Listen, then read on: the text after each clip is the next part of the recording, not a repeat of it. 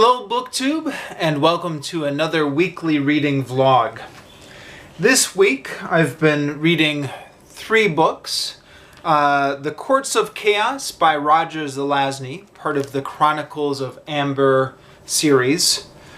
The Merry Adventures of Robin Hood by Howard Pyle. And The Linguistic Wars by Randy Allen Harris. So, The Courts of Chaos by Roger Zelazny, I actually finished the week before. But, as I will often do, while I was collecting my thoughts and preparing my review of this book, I reread some of the pages, and this week I read from page 648 to 654. So, just 6 pages essentially at the beginning, just to refresh my memory of the beginning a bit. But this book is now done. I've reviewed it. I published the review on this channel earlier this week, and so this one is now off the reading list. The Merry Adventures of Robin Hood I also finished last week. I haven't gotten around to reviewing it yet, still collecting my thoughts, but I reread the first few pages of that. And I'll be continuing to reread some of it this week as, again, I'm collecting my thoughts for the review. So, upon the reread, and I reread part of the prologue up to up to page 10, the thing that struck me was the mention of Maid Marian. Where was that? It says somewhere Robin Hood was walking around thinking of his last Maid Marian, or something to that effect, which I do vaguely remember from the first time through reading it, but because Maid Marian never pops up in the book ever again, I have begun to think that maybe I had imagined that. Or actually, I do have a vague memory of a reference to Maid Marian being made once more somewhere in the book. But that's it. You know, we never get to see her, she never becomes a character, etc. But it is mentioned here, right at the beginning of the book, that Robin Hood is in love with a lass called Maid Marian, before that plot line promptly gets dropped and never heard from again. So I suspect that maybe this is just bad drafting or bad rewriting. Howard Pyle was probably at one point going to incorporate the ballads of Maid Marian into his book and then forgot about it or decided not to. Because, yeah, there's no point in mentioning that Robin Hood is in love with Maid Marian if you're never going to bring it up again. But for whatever reason, her name may have popped up one more time, but yeah, other than that, she never comes up in this book again. So, yeah, that's just an interesting little inconsistency, or something that pops up and goes nowhere, that I'm discovering upon rereading the first few pages. But the bulk of my reading this week has been on the Linguistic Wars. And I read this week from page 168 to 250. Now, that is less than 100 pages, but I'm a slow reader, so that's a lot for me. And these are pretty dense pages. There's a lot of information packed in them. Not to mention, this is one of those books where everything is expanded in the end notes. So you're constantly flipping back to the end notes to follow the story. And that also adds a bit to the page count and also the time it takes to read it. I'm not counting the end notes in my weekly page counts, but I almost should, because you know you're working your way through a lot of endnotes as you work your way through the main text. It's one of those books. It's annoying. Part of me wishes that the endnotes had been incorporated into the main text, because they're almost always stuff you want to know. I mean, every once in a while they're just a reference, but most of the time they're expanding the points that he's making in the main text. So you really do feel like you have to go back to the endnotes, or that you want to go back to the endnotes. But I think it's just the style of these types of books that dictates that it all has to be, all that extra information has to be placed in the back at the endnotes. Anyways, just to summarize maybe the premise of this book briefly. This book is about a dispute between Chomsky and the younger group of linguists that happened during the late 60s and early 70s. So Chomsky came on the scene in the late 50s and early 60s and completely revolutionized the field of linguistics.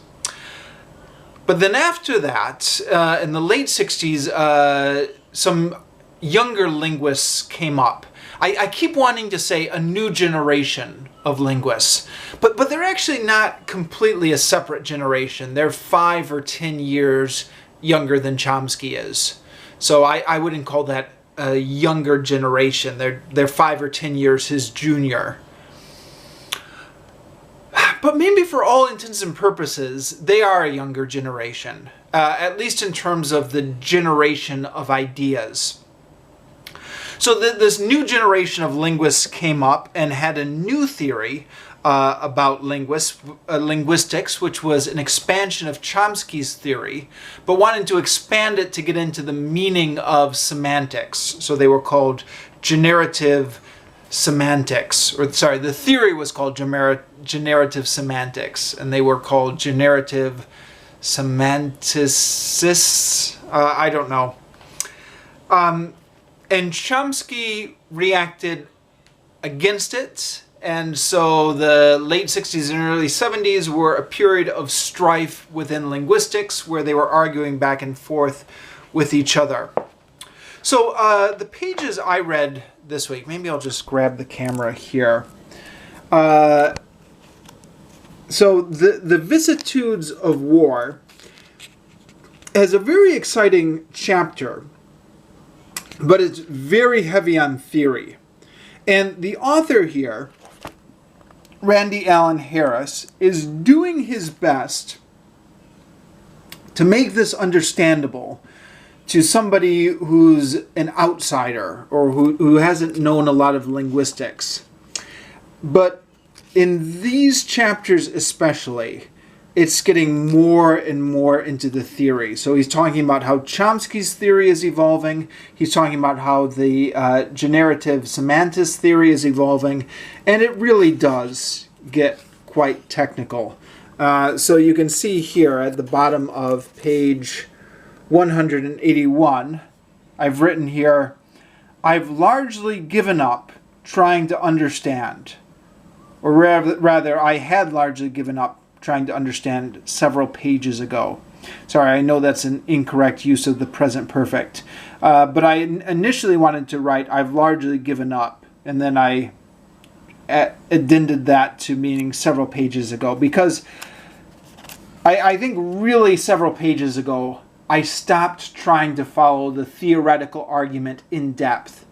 I was still getting some of it, but I stopped trying to understand everything many pages ago, maybe chapters ago. But then we get to trace theory, which I didn't realize this, but this was a new development in Chomsky's theory at the time. I didn't realize the timing of this, and I didn't realize how completely this revolutionized Chomsky's theory at the time. So I wrote here, I know this one, talking about trace theory. Now, trace theory is something I know actually from a YouTube series, YouTube channel called The Ling Space. And if you're not familiar with it, they probably can explain it better than I do. Or maybe I'll leave a link in the description down below if I remember their description of trace theory. But basically, it's the theory that when a word is moved to the front of a sentence, it leaves a trace behind, and this trace is noticeable in terms of the transformations that the sentence can make, or in terms of people pausing at certain points. I believe that Steven Pinker talks about psychological experiments where people read sentences and they pause at where the trace might be. I mean, it's like a microsecond pause or something like that, but they can pick it up with these sophisticated experiments. Anyways, point being, I knew about trace theory.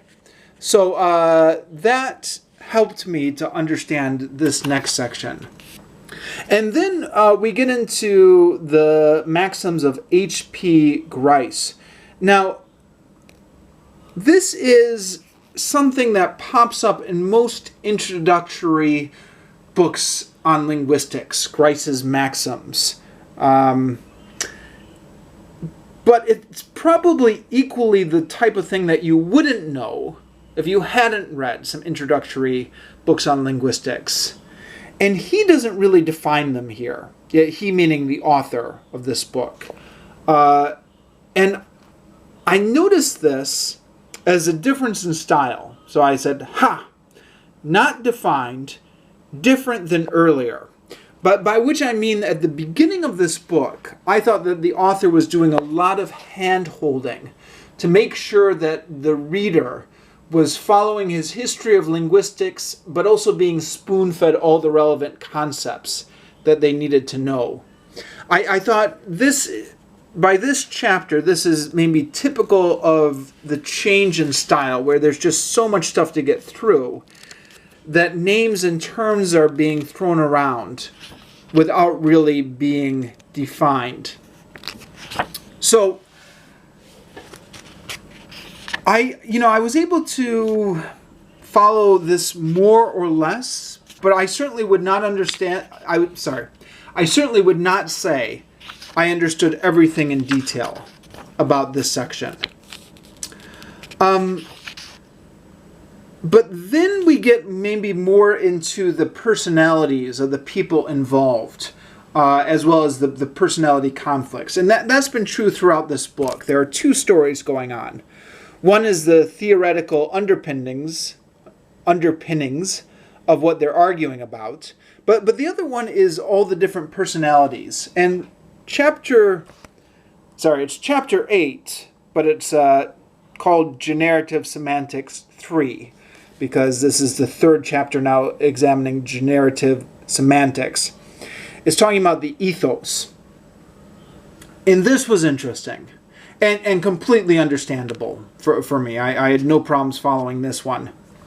So because this was the late 60s and early 70s, it was infused with the ethos of the time, the counterculture. So he talks a lot about the counterculture, what was going on at the time. A lot of people get name dropped from the 60s. Dave Dillinger, Cesar Chavez, Noam Chomsky. Of course, the whole book is about Noam Chomsky. Ken Kesey, Jerry Rubin, Abby Hoffman, Tom Hayden, Mark Rudd, etc. Now, this book originally came out in 1993, and I think in 1993 there was a lot more boomer nostalgia going on, and the people who were in the book buying public at that time were closer to the 60s time-wise than the new generations that have come up.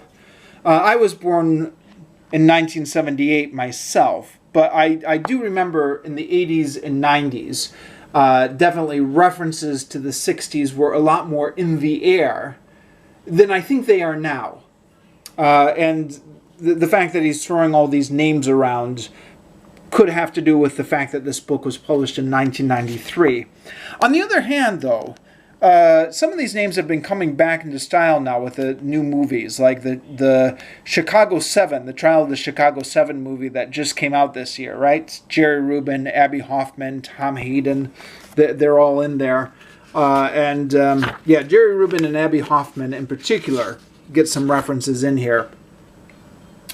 Now, what's interesting about this section, well, there are a few interesting things about this section, But one of them is that the dispute between Chomsky and generative semantics had really gotten bitter by this point. They just hated each other's guts.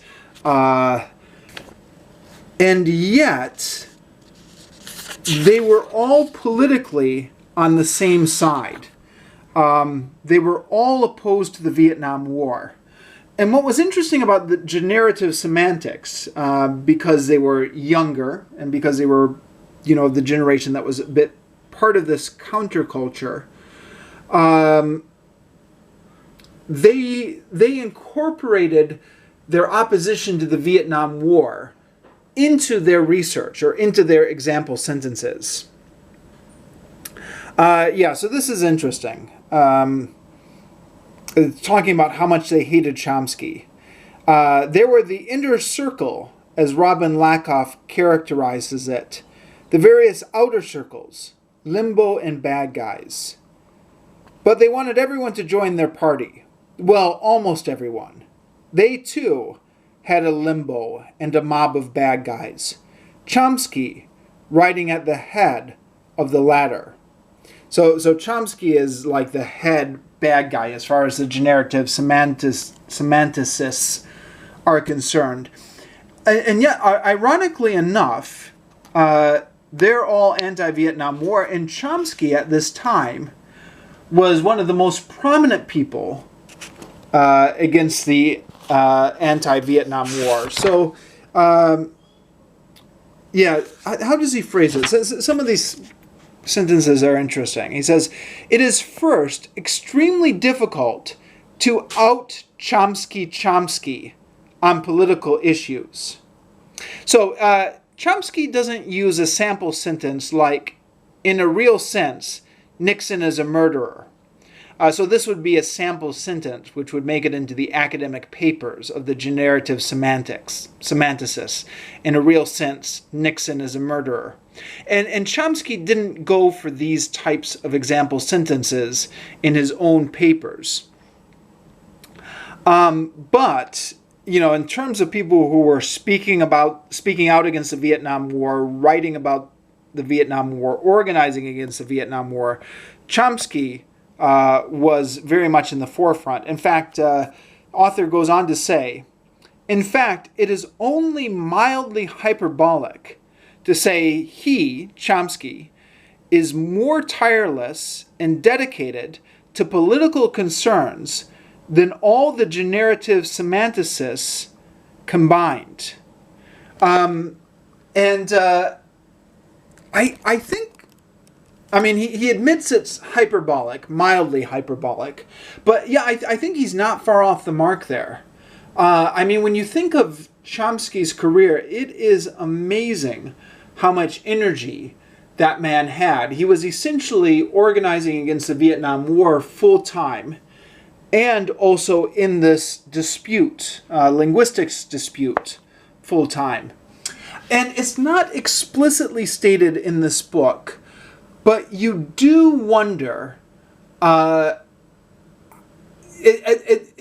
it's not explicitly stated in this book, but at times the author Randy Allen Harris, does draw attention to some very sloppy arguments Chomsky made linguistically, or to some arguments where he just seemed to be throwing things out but leaving his graduate students to develop the ideas. And it's not explicitly stated, but you do wonder, with the fact that Chomsky was essentially having another full-time job organizing against the Vietnam War, how much of that took his attention away from this dispute and maybe led to some of those sloppy arguments. So this is interesting that they hated each other so much, but they really shared this fierce opposition to the Vietnam War. He goes on to explain that a bit, though. He said it's not coincidental that the shared political outlook of Chomsky and most generative semanticists and indeed most interpretive semanticists are Chomsky's group, was shared dissent. They were united in opposition to the war and the political figures behind it.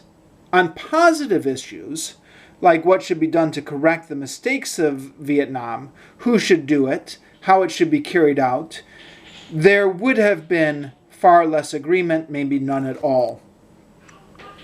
So, the fact that they were all against something made it easier for them to be united in their political outlook. But then he goes on to say, and third, the war was unspeakably obscene. It was fortunately impossible for many people to remain silent in the teeth of both America's vicious program of terror in Indochina and the parade of ugly, blatant lies coming from the government about that program. I would agree with that 100%. So this is an author here who puts his bias somewhat on his sleeve. This comes up again a little bit later in the book. He's talking, this is skipping forward quite a few chapters, but it's on a similar theme. There's an instance when one of the generative semanticists is trying to publish his thesis as a book, and all of his example sentences are ridiculing the Nixon and the Nixon administration and the people who are prosecuting the Vietnam War. And this is the wrong place. This is the quote I'm looking for. And the publisher, which is Cambridge University Press, has a long back and forth with this person trying to get them to remove the references to Nixon, Agnew, and the crew from the manuscript. Now, he doesn't go into the whole story of the back and forth, but in the endnotes, he alludes to the fact that there's a whole nother publication documenting the back and forth trying to get these example sentences into the manuscript. Because it was, again, this goes back to the generative semantics, the ethos. They wanted to have less of a line between their politics and their academic work. Now Chomsky, even though he was more politically active than any of them, tried to keep a very strict line between his linguistic work and his politics. So in Chomsky's linguistic work, all of the example sentences are very boring. In fact, they talk about how Chomsky always uses the same names. John and I forget the other one, in all of his example sentences. But the generative semanticists want to put in their politics into their example sentences. So the publisher, after several back and forths, and after it's become evident that this generative semanticist is not going to remove the references to Nixon and Agnew, she says, the sentences, even in the event they were not to be libelous, are certainly offensive and quite gratuitously so in a textbook of linguistics. I'm mangling the quote. Let me try that again. The sentences, even if in the event they were not to be libelous, are certainly offensive and quite gratuitously so. A textbook of linguistics is not an appropriate stalking horse from which to issue innuendos against public figures. To use a book for this purpose would be likely to cheapen the reputation of author and publisher alike. So that's the conflict. But then Randy Allen Harris, the author, again gives his opinion. He says, "It is very difficult, at least for me, to fault someone familiar with the stunning brutality of Vietnam." He means of the Vietnam War here. "For expressing contempt of the men with the most guilt on their hands. And once the door was open on people like Johnson and Nixon, the sad sack Humphrey and the buffoonish Mitchell were obvious and easy targets. You can see again maybe evidence that this was published in 1993, an assumption that the audience is familiar with Humphrey being a sad sack and Mitchell being a buffoon. Probably more of the reading public back then had lived through this. But yes, it's Randy Allen Harris is very sympathetic to the anti-Vietnam War movement here. Although he does go on to say, but whether one faults this trait or not, it is an undeniable fact of scholarship that neutral prose is the safest course. And then goes on to expand on that. So, yeah, I thought all that discussion between politics and linguistics was interesting and more my speed, to be honest. I've got a limited brain to process complex linguistic arguments, but I'm more familiar with the politics. So it talks about the politics and their the politics, the humor that they put into their paper, and the fact that they just loved to look at data. It's interesting. I thought this was another interesting quote. They annoyed a lot of other scientists or linguists by putting so much humor into their papers. But Chomsky, one of their fiercest opponents, it says Chomsky himself is somewhat neutral. I thought this line actually was a little bit more than neutral. Chomsky seems almost to be coming to their defense. So they were getting a lot of flack for putting humor in their papers. And Chomsky says, science is like any other human activity. You don't have to put a straitjacket on it. If people like to give papers with jokes, that's fine. It's neither good nor bad. Maybe it's more fun to listen to their papers. I don't know. But it shouldn't affect one's evaluation of their results. I thought that was a very fair and even-handed way to say it. So that was chapter 3, and then it goes on to chapter 4, which is Generative Semantics, the Collapse, which talks about how this whole intellectual movement collapsed. And some of it was with theoretical concerns, although this was much easier for me to understand than the previous chapter because it was talking about how they were biting off more than they could chew in very general terms. Actually, by the time we get to chapter 4 here, the author Randy Allen Harris has completely given up trying to get into the nitty-gritty linguistics of it all. He's talking in very general terms about areas that their research went into, but he's not trying to explain any of the theory behind it. But he also talks about, again, getting back to their style, the ethos backfires. George Lakoff, who was positioned himself as the head of the generative semantics movement, wrote a satire on Noam Chomsky, which got published in a linguistic journal. But very few people who were not in on the joke realized it was a satire, and it completely backfired. And I thought there was some interesting commentary on this here about why the satire backfired and why people didn't get the joke. And it talks about, one reason the people didn't get the joke is that the paper is also full of arguments for legitimate generative semantic positions. That semantics and syntax are inextricably intertwined, that global rules are necessary, theoretical tools, and that lexical insertion has to follow some transformation. That gets back to arguments that were previous in the book. And that arguments of the Chomskyan tradition are arbitrary and should be scrapped.